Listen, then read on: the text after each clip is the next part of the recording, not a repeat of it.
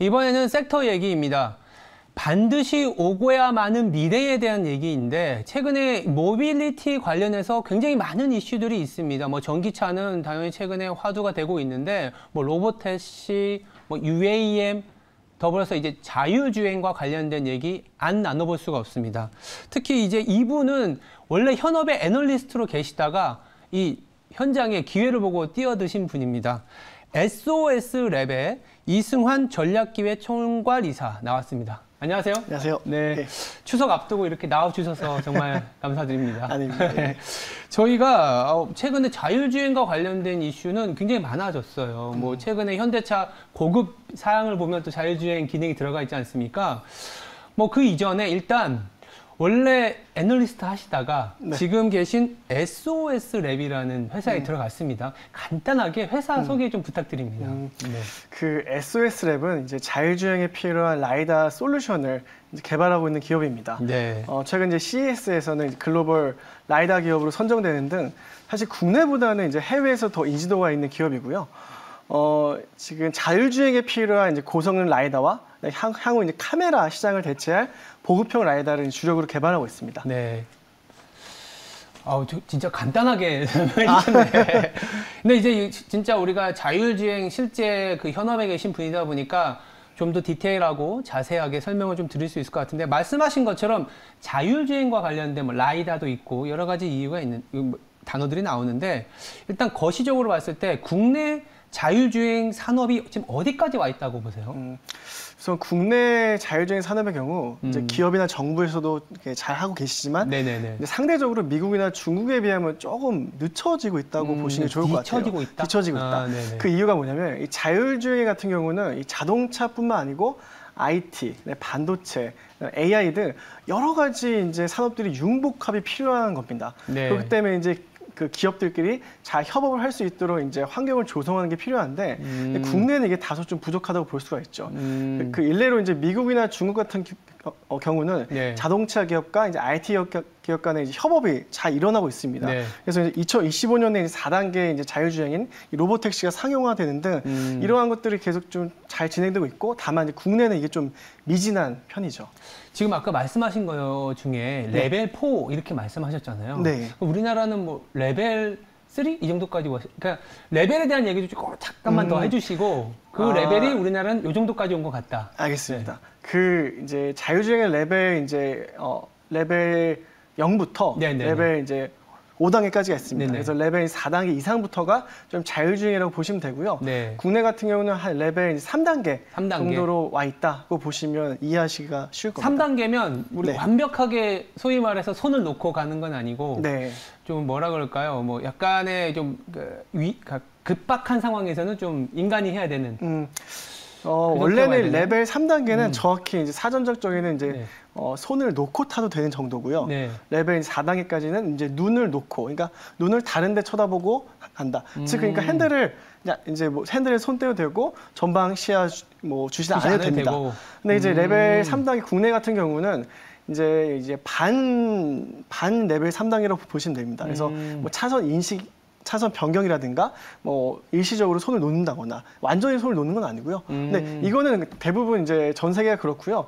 다만 이제 미국이나 중국 같이 로보택시 한에서는 이제 레벨 4단계를 하려고 하고 있고 그래서 이게 자율주행 같은 경우는 로보택시로 하냐 아니면 일반 소비자한테 차를 판매하냐에 따라서 이 두 가지 방법으로 이런 게 비즈니스를 전개하고 있습니다. 알겠습니다. 그럼 우리가 아까 다소 이제 중국이나 미국 대비해서 좀 뒤처졌다라는 얘기 중에 정부의 어떤 정책 포인트 이렇게 말씀을 해주셨는데 상용화를 위해서는 그렇다면 정부가 또 어떻게 나서줘야 될까요? 우선 이제 두 가지 관점인데 국가가 전략적으로 투자할 수 있게 이제 환경을 조성해주거나 그다음에 이제 이런 규제들을 개선이 필요합니다. 규제. 특히 이제 자율주행 산업은 제가 거듭 말씀드리지만 이제 IT, 뭐 반도체, AI, 자동차 등 여러 산업 분야가 이제 이 뒤섞이고 융복합이 되는 게 중요한데 그렇기 때문에 이제 막대한 투자 자금이 필요합니다. 뭐 지난 6월에 이제 정부에서는 국가 전략적 투자 과제로 리스트업을 했는데 그 안에 자율주행이 좀 빠져 있었어요. 그게 좀 굉장히 아쉬웠죠. 반대로 이제 미국이나 중국 같은 경우는 이 자율주행 산업을 급격히 발전시키기 위해서 정부에서 많이 지원을 하고 있고요. 두 번째는 규제입니다. 이 자율주행 같은 경우는 이런 안전이나 주행 관련된 규제가 많이 풀어져야 돼요. 그렇기 때문에 기업에서도 이러한 이제 테스트 베드를 정부가 마련해주면은 이런 걸 시험 서비스를 할 수가 있고, 다만 국내에서 이런 게 좀 미진한 편입니다. 그래서 많은 이제 글로벌 자동차 기업들이 주로 미국 가서 이런 시범 서비스를 운행하려고 하고 있죠. 지금 현대차 같은 경우도 미국에서 이 로보택시 사업을 이제 모셔널이라는 이제 사업체를 운영하면서 이런 시범 서비스를 하고 있는데 국내에서 했으면 좀 더 좋았을 텐데 이게 쉽지가 않았던 거죠. 규제가 이게 참 어려운 부분인 건 맞는 것 같아요. 그쵸? 뭔가 규제가 안 풀린다라는 거는 또 이해관계가 좀 있는 것 같기도 맞습니다. 하고 예. 어떤 부분일까요? 뭐 윤리적인 걸까요? 아니면 딱히 이렇게 잘 안 풀리는 거에 대해서는 개인적으로 어떻게 생각하세요? 이게 이제 윤리적인 것도 있고 안전적인 것도 있는데 그래도 이제 정부에서는 최근에 이제 뭐 샌드박스 규제를 좀 풀어주면서 점차적으로 이제 개선되고 있습니다.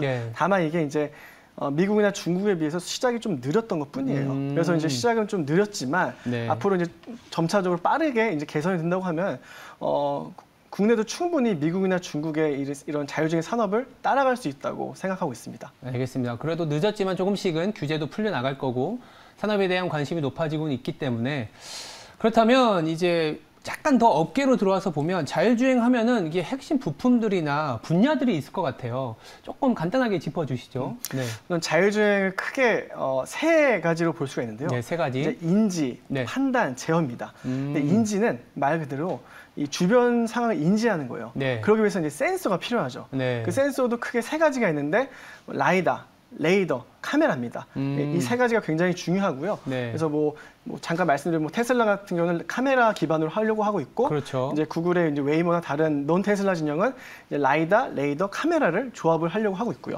그리고 두 번째 이제 판단인데 인지에서 파악된 정보를 가지고 이 판단 부분에서 이걸 분석하고 결과를 도출하는 겁니다. 흔히들 말하는 머신러닝이죠. 그래서 이 부분에서는 이제 고성능 반도체가 필요할 거고 또한 이제 소프트웨어나 알고리즘 같은 게 중요하겠죠. 그리고 마지막으로 제어인데 이 판단에서 나온 분석 결과를 가지고 이 차량을 잘 제어하고 움직이게 하는 게 이제 제어라고 보시면 됩니다. 그래서 이거는 기존 자동차 회사들이 잘하고 있는 전통적인 분야라고 보시면 되고요.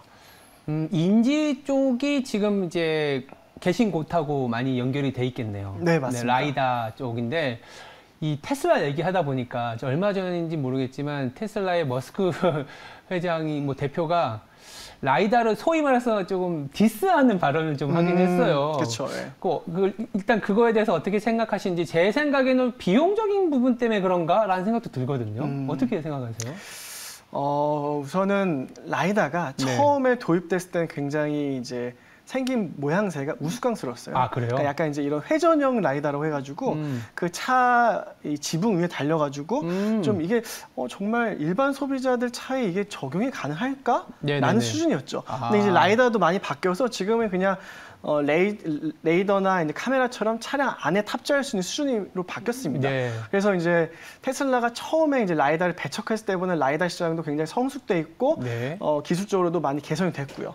다만 이제 테슬라 이제 머스크 같은 경우는 좀 더 엣지 있어 보이기 위해서 기존 다른 기업들이 주로 쓰는 라이다, 레이더를 안 쓰고 우리 당사는 카메라만을 쓸 거야. 그래서 좀 더 소비자들한테 쉽게 자율주행을 선사해 줄게. 이런 이제 스탠스로 가고 있거든요. 근데 어떤 게 맞다 틀리다기보다는 향후에 이제 머스크의 방식이 맞을 수도 있고 다른 이제 논 테슬라 진영이 맞을 수도 있는 상황입니다. 그렇다면은 결국은 이게 보편화되고 상용화되는 거의 관건은 비용일 수밖에 없거든요. 저도 이제 기사를 찾아보니까 고가이긴 고가였었는데 최근에 많이 이렇게 다운되고 있다고 하더라고요. 얼마까지 온 것 같으세요?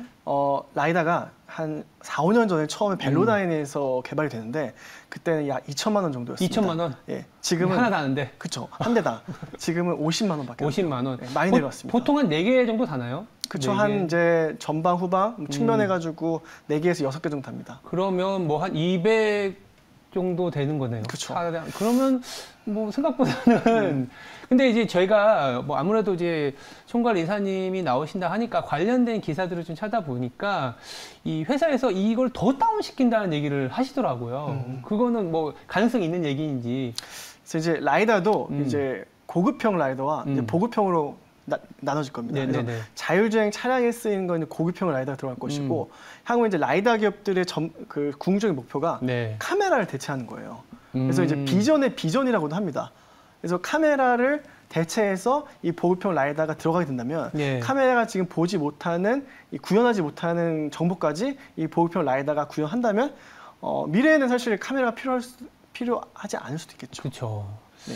카메라 어저께 이제 모 영상을 보니까 좀 지워졌던데 아직도 테슬라 쪽은 좀 약간 횡단보도에서 사람을 인식했을 때 바로 뭐 지나간다든지 이런 부분도 있긴 있더라고요. 그래서 네. 이게 계속 뭐 사실 테슬라, 논테슬라 이렇게 싸우는 것도 어떻게 보면 발전해 나가는 쪽에 파이가 커지는 쪽에 대한 얘기로 승화시킬 수도 있다라는 생각은 좀 들고는 있습니다. 그래서 일단 요 정도 얘기를 하고 또 하나 요새 최근에 자동차 업계의 화두가 뭐냐면 수소 쪽이거든요. 네. 그래서 하이드로젠 웨이브라 그래서 9월 초에 현대차에서도 야심차게 컨셉카를 또 내놓기도 했는데 어떻게 보세요? 전기차, 수소차 동행할 거라고 보시나요?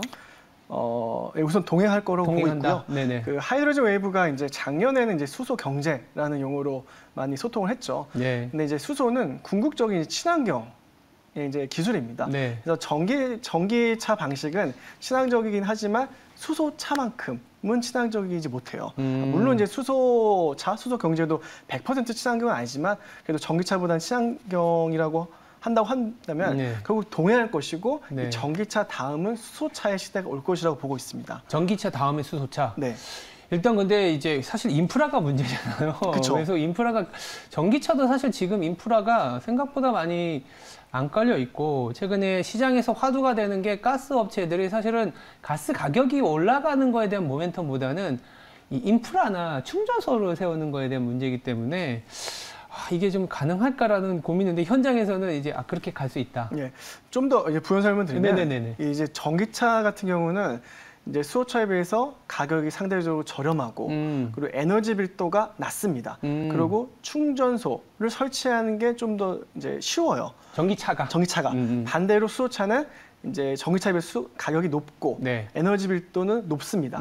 그리고 이 충전, 그러니까 이제 이 뭐 충전소를 설치하는데 비용이 많이 듭니다. 비용도 많이 들고 안전상의 문제도 있습니다. 네. 그렇게 된다면 결국 전기차는 이제 일반 승용 차량에 많이 쓰일 것이고 수소차는 항속 거리가 길고 그다음에 충전소 거리가 많이 이제 간격이 넓게 쓰는 상용차에 쓰겠죠. 그러니까 효율성이 좋다 보니까. 예, 그래서 이제 이 동행하고 이제 단기적으로는 전기차는 이런 이제 약간 일반 승용차에 수소차는 이제 상용차나 뭐 드론, 그다음에 비행체 이런 데에 쓰일 경우가 높습니다. 그래서 아마 동행할 겁니다. 알겠습니다. 약간 이해가 됐습니다. 그리고 그렇다면 저희가 이제 약간 좀 현업에 관련된 얘기를 했는데 또 이 주식 투자자들이 좀 많잖아요. 그래서 상장사를 얘기 안 해볼 수가 없어요. 그래서 미래차 내지는 뭐 미래는 뭐 벌써 와 있다 이런 시각도 있기 때문에 보시기에 그래도 이 관련된 탑픽 기업이라고 할까요? 뭐 한번 얘기해 주실 수 있을까요? 그 이제 수소 경제, 그러니까 관련된 종목들이 많지만 그래도 네. 탑픽은 이제 현대차라고 보고 있고요. 그다음에 현대차, 현대모비스로 보고 있습니다. 네. 왜냐하면 이제 국내에 이제 수소 경제를 잘 이끌어가고 있는 건 아무래도 이 현대차 그룹이 가장 이제 형님격으로 잘 이끌어 가신다고 보면 되고요. 그에 따라서 이제 현대차 그룹에서 이제 현대차와 현대모비스가 이런 미래차 관련된 이제 사업 구조도 잘 영위하고 있습니다. 이 미래차 관련된 건 특히 이제 친환경, 전기차와 수소차죠. 그리고 이제 모빌리티, 그다음에 자율주행, 커넥티비티 관련된 게 있는데 이 네 가지를 잘 균형감 있게 이제 잘 준비하고 있는 기업은 현대차라고 보시면 좋을 것 같습니다. 네, 알겠습니다. 현대차, 현대모비스. 그리고 그런 게 있지 않습니까? 이게 자동차 얘기가 나오다 보니까 아무래도 이 반도체 얘기를, 반도체에 대한 얘기라기보다는 반도체가 최근에 품귀 현상이 굉장히 심하고 아까 말씀하신 것 중에 인지부터 뭐 제어하고 판단하는 거, 특히 판단 부분에 반도체가 많이 들어간다고 하셨는데 이게 물론 이제 반도체 담당하시는 분들도 잘 아시겠지만 이 현상에 대해서 어떻게 생각하세요? 우선은 이제 이 코로나19로 지나면서 이 반도체가 많이 이제 필요하게 되면서 여러 분야에서 기하 급속으로 수요가 늘었기 때문에 네. 이 자동차 기업들도 이걸 예상치 못했어요. 그렇죠. 그리고 이제 차량용 반도체 같은 경우는 이제 이 시스템 반도체에서 그 점유율이 높지 않은 분야였고요. 그래서 자동차 기업들 같은 경우는 이 차량용 반도체를 공급한 기업들이 컨트롤하지 않는 기업이었어요. 뭐 소위 말하는 티어 뭐 4, 5처럼 거의 이제 밸류체인상 가장 밑단에 있는 기업이었습니다. 근데 이게 갑자기 문제가 된 거죠. 그래서 지금 자동차 기업들이 이런 이제 차량용 반도체를 직접 내재화한다거나 아니면 그런 기업들을 직접 컨트롤하고 이제 잘 운영할 수 있게 그런 시스템을 지금 수립하고 있습니다. 그래서 향후에는 다시 이런 일이 발생하지 않는다고 말하기 어렵겠지만 그래도 기존보다는 좀 더 수월하게 이 수급 문제가 해소될 것으로 보이고 있습니다.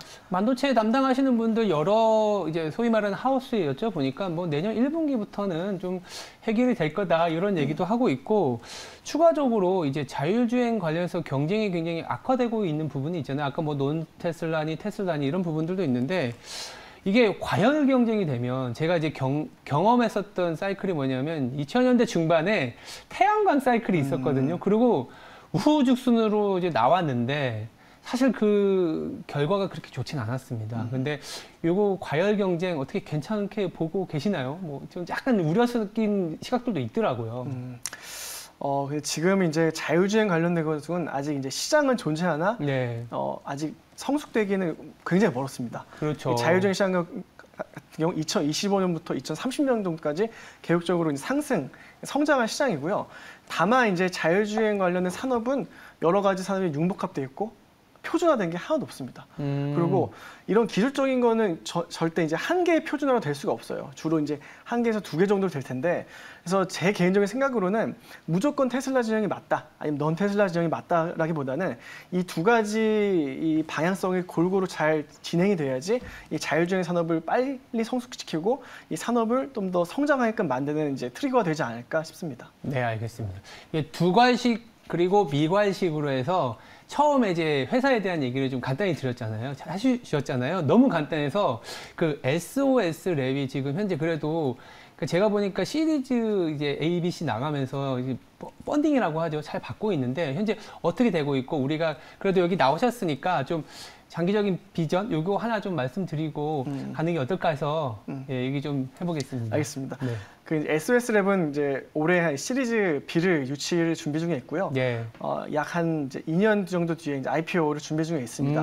그래서 이제 국내 이제 라이다 기업 중에서는 가장 크고 가장 기술력이 뛰어난 기업이라고 보시면 좋고요.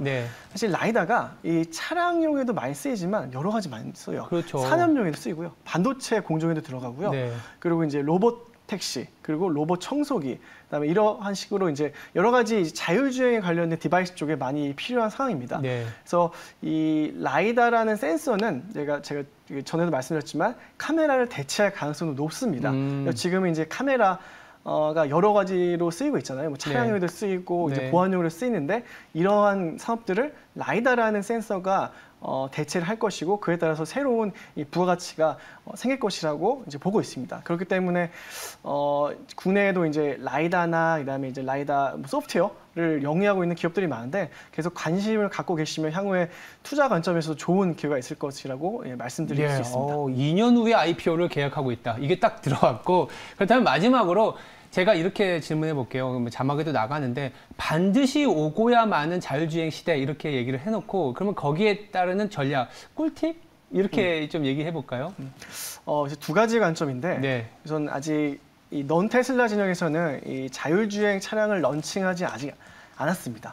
근데 라이다를 탑재한다는 것은 거의 자율주행에 가까운 차량을 런칭한다는 겁니다. 그래서 현대차 같은 경우는 라이다가 탑재된 차량이 올해 말에 출시할 G90 정도고요. 그래서 이런 식으로 계속 자동차 기업들에서 라이다를 탑재한 신차들이 나올 텐데 이 숫자들이 얼마큼 상승을 하냐가 굉장히 중요할 것입니다. 그에 따라서 자율주행 산업이 성숙하는 속도가 보실 수 있고요. 두 번째로 이제 로봇택시에 상용합니다. 로봇택시란 말은 일정 구간에서만 자율주행을 하는 건데 그게 이제 일반 소비자들한테 랜덤으로 모든 지역에서 자율주행을 할 수 없기 때문에 먼저 선해서 자율주행 산업이 나오는 겁니다. 그래서 로봇택시의 상용화 시점도 자율주행의 이제 트리거라고 보시면 좋으실 것 같습니다. 알겠습니다. 반드시 오고야마는 미래, 자율주행에 대한 아주 심도 있는 얘기 이승환 SOS랩 전략기획 총괄이사였습니다. 감사합니다. 감사합니다.